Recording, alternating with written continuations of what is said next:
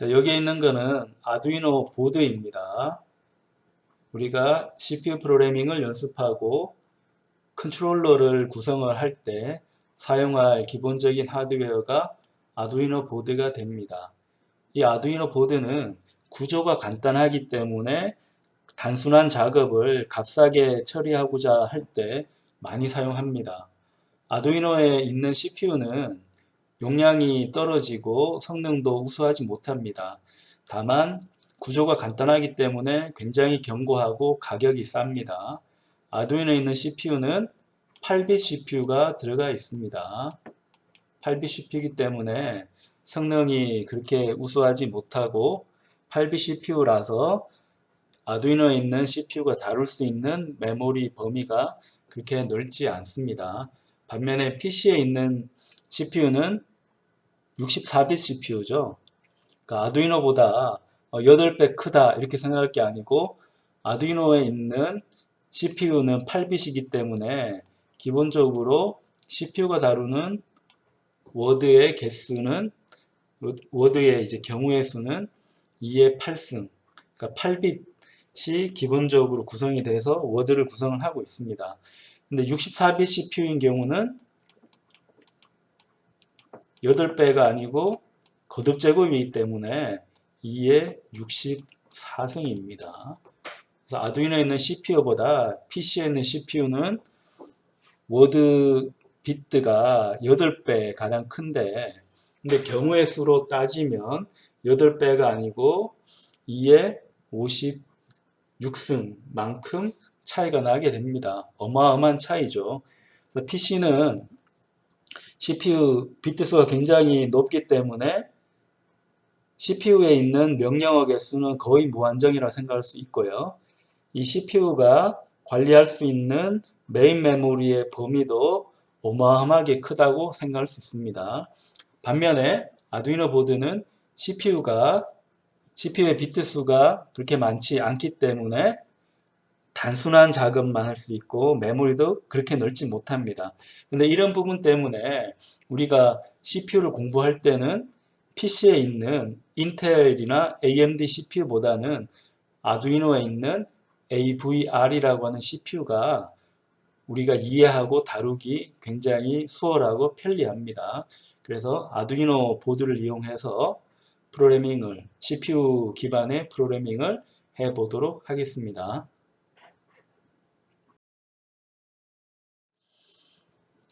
자, 우리가 아두이노 보드의 특성, 아두이노의 운용을 이해하기 위해서는 먼저 용어부터 정확하게 정의할 필요가 있습니다. 아두이노 보드에 들어있는 CPU는 PC에 있는 CPU랑은 다르다고 했습니다. 그러니까 아두이노는 더 큰 개념이고 CPU는 아두이노 속에 포함되어 있는 거죠. 자, 이 측면을 이해하기 위해서 컴퓨터라는 말하고 CPU라는 말을 한번 비교를 해 보겠습니다. 자, 밑에 있는 이 구조는 아주 유명한 구조입니다. 폰 노이만이라고 하는 물리학자 겸 수학자가 제안한 컴퓨터 구조라고 해서 폰 노이만 아키텍처라고 부릅니다. 혹은 폰 노이만 모델이라고 부르는데요. 폰 노이만 모델의 중요한 특징을 들려고 하면 CPU입니다. 이 CPU는 이 계산기가 구동되기 위한 기본적인 두뇌 역할을 합니다. 이 CPU 내부에는 CPU의 명령어를 처리하고 제어하기 위한 컨트롤 유닛, 제어부 혹은 제어 장치가 들어 있고요. 컴퓨터의 실제적인 계산을 할 때는 ALU, Arithmetic Logic Unit이라고 해서 산술 논리부가 내부에 구성이 되어져 있습니다. 이 CPU는 순차적으로 명령어를 실행하기 위해서 메모리랑 서로 정보를 주고 받아야 됩니다. 자, 메모리에 내가 할 일을 저장을 해 놓고 이걸 명령어라고 부르는데요. 이 명령어를 차례대로 가지고 와서 CPU 내부에 있는 계산을 하는 방식, 계산을 할 수 있도록 제어하는 부분이 컨트롤 유닛이 되는 거고요. CPU 안에서도 핵심적인 부분은 제어부하고 산수 논리부 이 두 가지라고 생각을 할 수 있습니다. 자, 이렇게 한다고 해서 컴퓨터가 온전히 구성되는 거 아니고 컴퓨터가 계산하려고 하면 이 외부에서 입력을 받아야 되겠죠. 입력 장치로 입력을 받아서 출력 장치로 다시 출력을 해야 됩니다. 그래서 이 전체를 논할 때는 우리가 컴퓨터라고 표현을 하고요. 이 컴퓨터 중에서 계산을 직접 하고 계산을 제어하는 부분은 CPU라고 부릅니다. 자, 이렇게 되면 CPU와 컴퓨터를 구별할 수 있죠. 또 우리가 용어 쓰다 보면 많이 접하는 게 마이크로 프로세서라는 용어가 있습니다. CPU하고 마이크로 프로세서는 어떤 차이가 있을까요? 대략 우리가 쉽게 사용할 때는 CPU와 마이크로 프로세서는 동일하다고 생각을 하면 됩니다. 자, 근데 다만 이제 엄격하게 구별하자면 CPU는 폰 노이만 아키텍처를 구동하는 핵심적인 두뇌 역할을 하는 그 역할을 CPU, 중앙처리장치, 센트럴 프로세싱 유닛이라고 부르고 이 CPU를 구현을 해야 되잖아요. 자, 이 CPU를 구현을 한 물건, 하드웨어를 마이크로 프로세서라고 이름을 붙입니다. 마이크로 프로세서는 이름에도 있듯이 자, 처리기, 이 프로세서를 마이크로 아주 작게 만들었다는 겁니다. 1940년대 폰 노이만이 협력을 해서 지원을 해서 만든 컴퓨터는 건물 정도의 크기입니다. 굉장히 큰 크기를 가졌었는데 이렇게 큰 크기를 반도체 기술, 특별히 집적 회로라고 하는 IC 기술을 이용해서 아주 축약을 했기 때문에 이름을 뭘로 붙였다? 마이크로 프로세서라고 붙였습니다. 이 마이크로 프로세서가 하는 일은 CPU 역할을 하게 됩니다. 자, 이런 형태로 용어를 정리하면 좋습니다.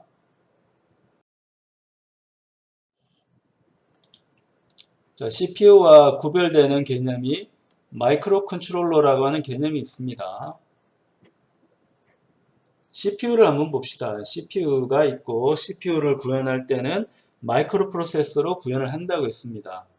자, 이런 마이크로 프로세서가 유용하기는 하지만 이 자체로는 구동될 수가 없죠. 컴퓨터가 구동되려고 하면 CPU뿐만 아니라 메모리도 있어야 되고 입출력하는 부분도 있어야 됩니다. 이걸 내가 일일이 구현을 하기는 불편합니다.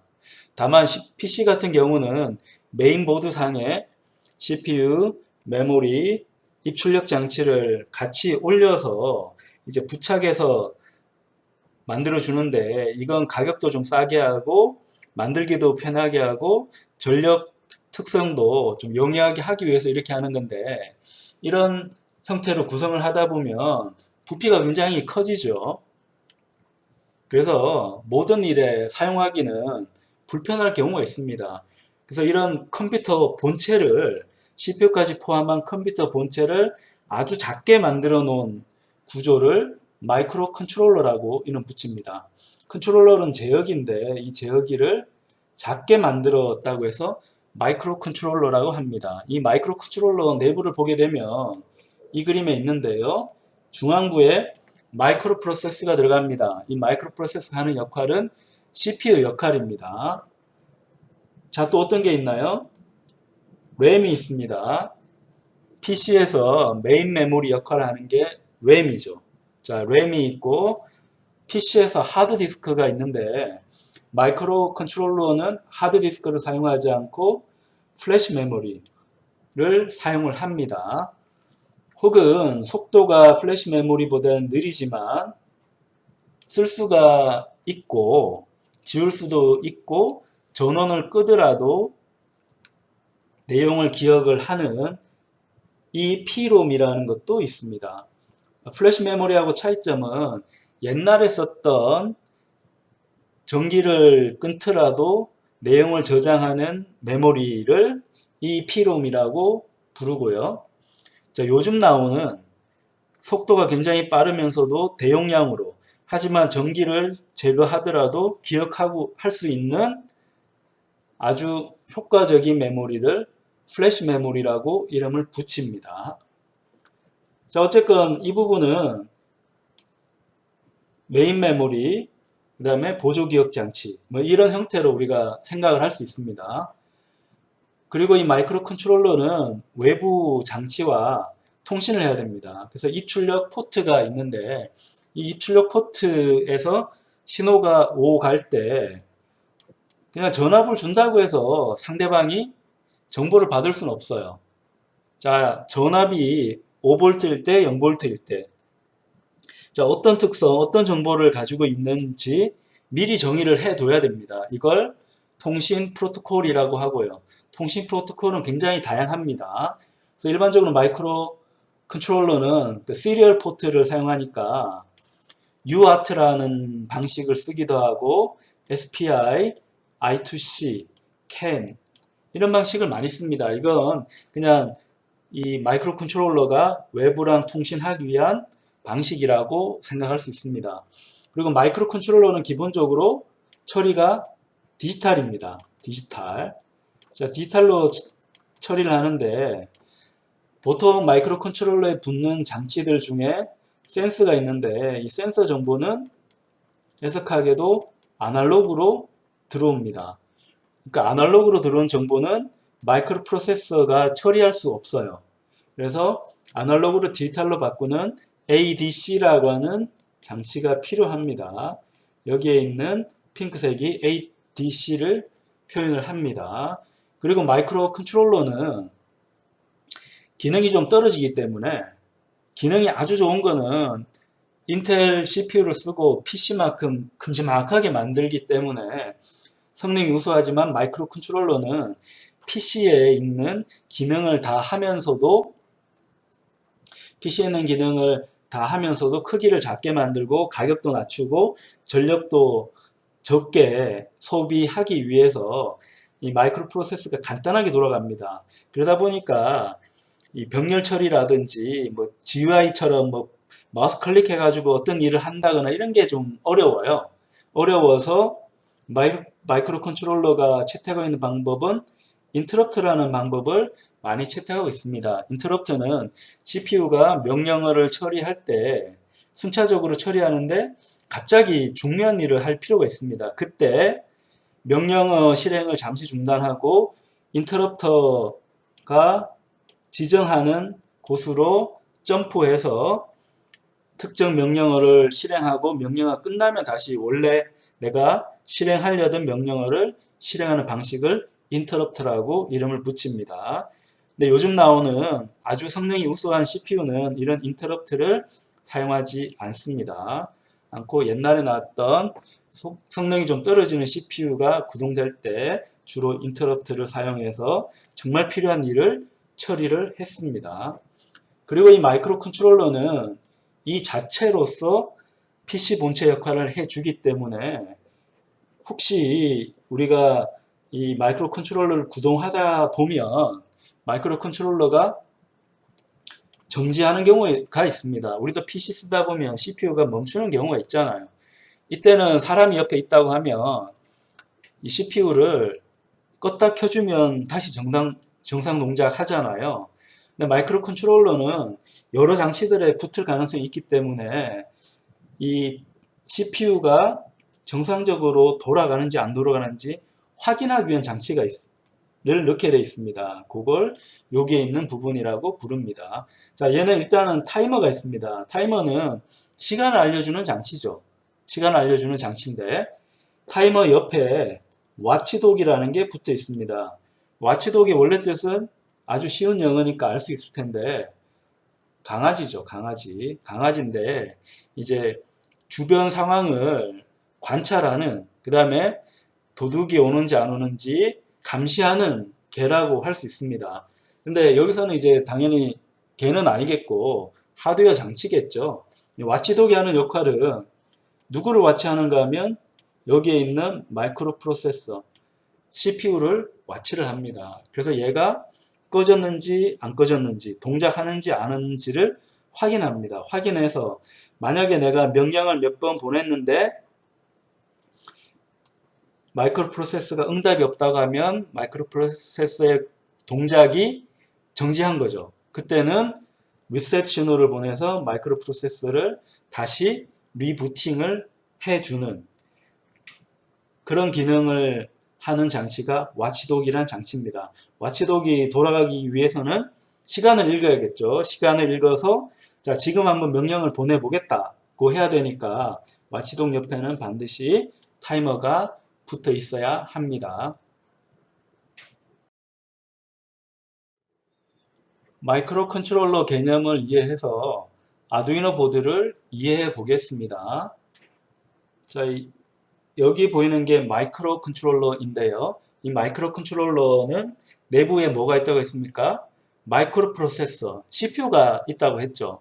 CPU뿐만 아니고 메모리도 있고 메인 메모리, 보조기억 장치 포함 이런 메모리가 있고 입출력을 하기 위한 I/O 포트, 센서 정보를 읽기 위한 ADC, 아날로그를 디지털로 바꾸는 장치가 있고 인터럽트가 걸렸을 때 인터럽트를 처리하기 위한 부분, 자, 이런 부분이 있다고 했습니다. 또한 이 CPU, 마이크로 프로세서의 동작을 시간을 이제 관리하기 위한 타이머, 와치독 같은 게 마이크로 컨트롤러에 들어 있습니다.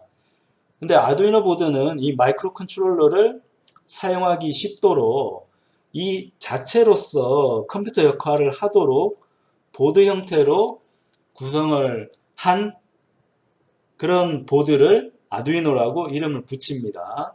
아두이노는 자체적으로 돌아가니까 전기 꽂는 부분이 있고요. 5V를 넣으면 5V로 이제 구동할 수 있도록 하기도 하고, 여기는 있는 건 USB 포트인데 USB 포트는 기본적으로 5V가 공급이 되죠. 다만 밑에 있는 전력하고 위에 있는 USB 포트의 차이점은 5V를 공급하는 거는 맞는데 USB에서 공급하는 5V는 전력이 좀 약합니다.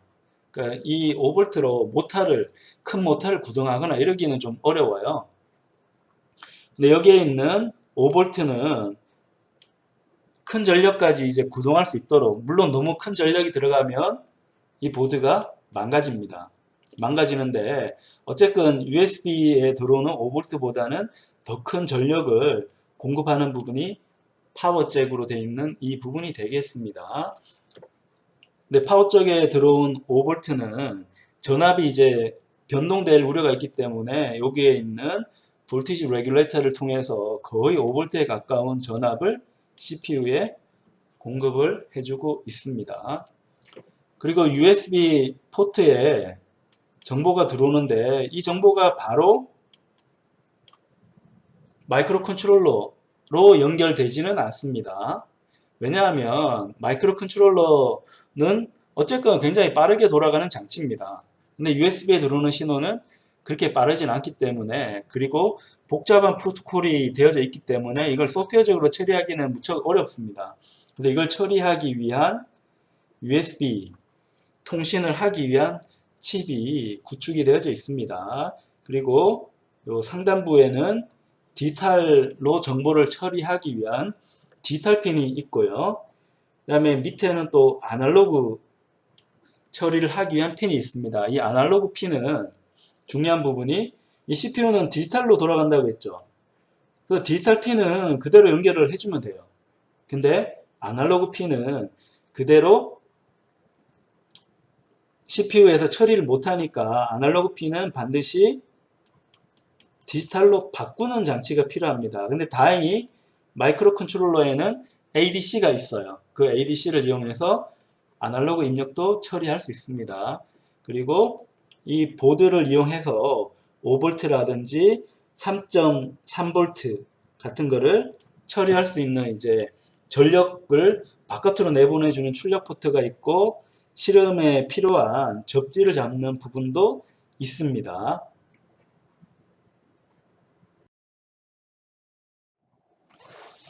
아두이노를 구성하는 내부 컨트롤러 규격에 대해서 알아보겠습니다.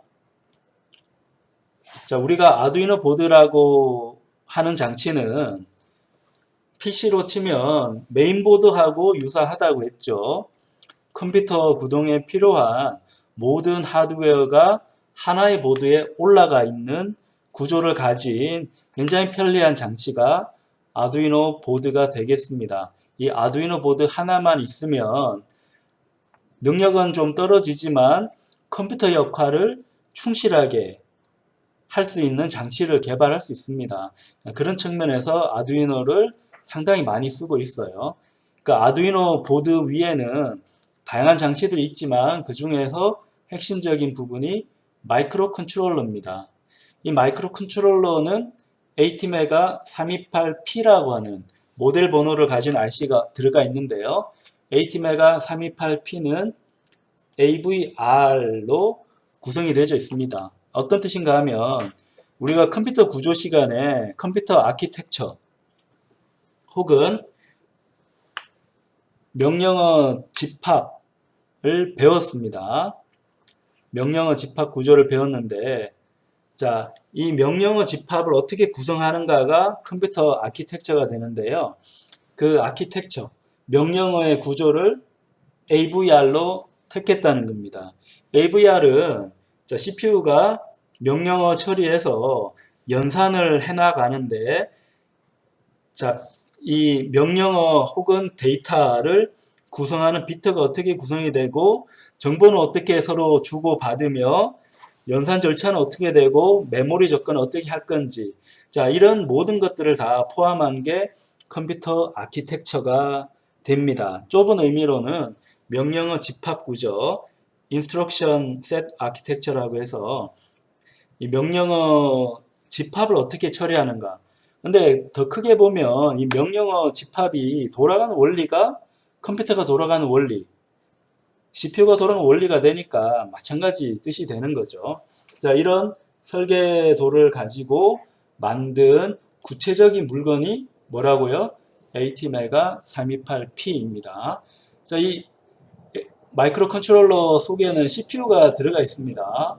CPU가 들어가 있는데 이 CPU의 비트 수는 8빛입니다. 어떻게 하냐고요? 모델 번호에 8이 있습니다. ATmega 328P. 모델 번호에 8이 있다고 해서 8빛인 건 아니고 데이터 쉿을 보면 8빛이라고 나와 있습니다. 나와 있고 AVR이라는 아키텍처에서 이름을 붙일 때는 맨 뒤에 게 CPU 비트고 앞에 있는 게 플래시 메모리의 크기가 됩니다. 그래 플래시 메모리 크기는 32KB 인데 이 32가 여기 들어가 있습니다. 자, 이 마이크로 컨트롤러가 구성될 때 전압은 당연히 5V가 되고요. 이 마이크로 컨트롤러는 입출력을 하는데 디지털적으로 입출력하는 것은 포트가 14개가 있습니다. 14개가 있고 이 중에서 6개는 디지털 통신 중에서 PWM 방식, 디지털 변조하는 방식 중에 PWM 방식이 있는데 그 방식을 이용한 출력이 가능한 디지털 포트가 6개나 있어요. PWM을 주로 쓰는 곳이 DC 모터를 제어할 때 PWM을 이용해서 모터 제어를 합니다. 또한 센서에 아날로그 입력을 받아서 디지털로 바꿔주는 포트도 필요한데 그 포트는 6개를 가지고 있습니다. 어떤 보드가요? ATmega 328P라고 하는 보드가 이 특성을 가지고 있는 겁니다. 그 다음 IO 포트에 흐르는 전류는 40mA 정도 흐를 수가 있고 이 마이크로 컨트롤러에 보면 3.3V 포트도 있는데 이 포트에 흐르는 전류는 디지털 IO 포트보다는 조금 전류가 더 커요. 50mA까지 흘릴 수 있게 되어 있습니다. 이 플래시 메모리는 마이크로 컨트롤러의 하드 디스크라고 보면 됩니다.